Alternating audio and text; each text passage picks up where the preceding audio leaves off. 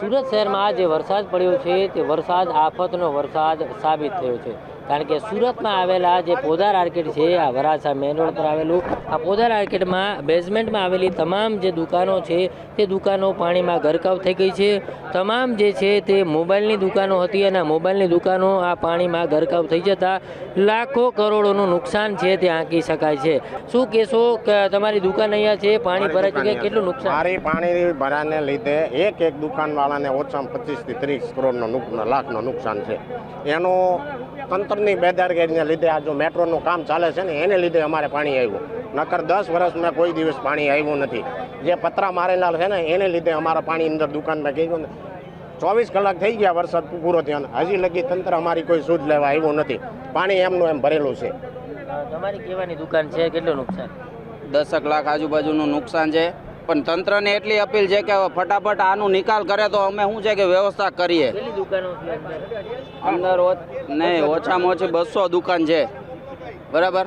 તંત્રને આ મીડિયાના માધ્યમથી એટલું જ કહેવા માંગીએ છીએ કે આનું ફટાફટ નિકાલ કરે તો અમે શું છે અમારી વ્યવસ્થા અમે કરતા રહીએ। 200 થી 250 દુકાનો છે અને પર દુકાન દીઠ 80 લાખથી 1 કરોડ રૂપિયાનો માલ પડેલો છે। 10 મિનિટમાં જેટલું અમારાથી નીકળ્યું એટલું કાઢ્યું, 10 મિનિટમાં કેટલું નીકળે આપને પણ ખબર હોય છે, બરોબર। દુકાનમાં આખો દિવસ માલ કાઢવાનું કહો તો પણ ન નીકળે। અમારે શટરે તાળું મારવાનો પણ અમને ગેપ નથી મળ્યો, અમે દોડીને અમારો જીવ બચાવ્યો છે। હાલમાં પણ કોઈ શટરમાં તાળા નથી, એમાં ચોર આવે છે, એ પણ અમને સામે લાફા મારી જાય છે।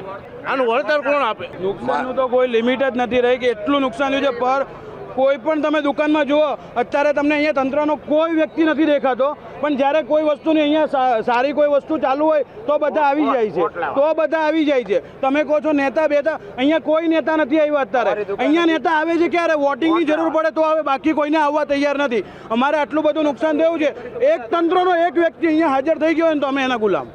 આખી રાત ફોન કર્યા, બધા એસએમસીમાં ફોન કર્યા, એસએમસી વાળા એમ કે એ અમારામાં નથી આવતો, તો એ આવે શેમાં હે?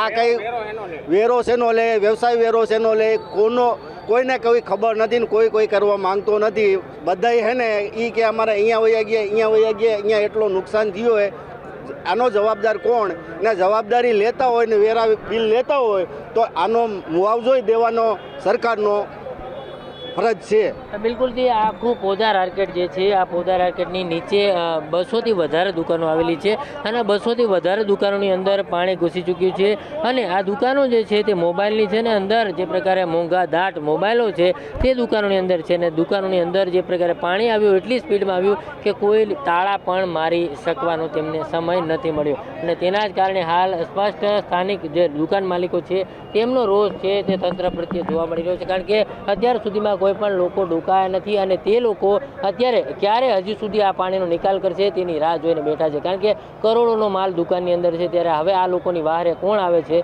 તે જોવું રહ્યું। કેમેરામેન જયેશ મિસ્ત્રી સાથે દિવેશ પરમાર, TV 13 સુરત।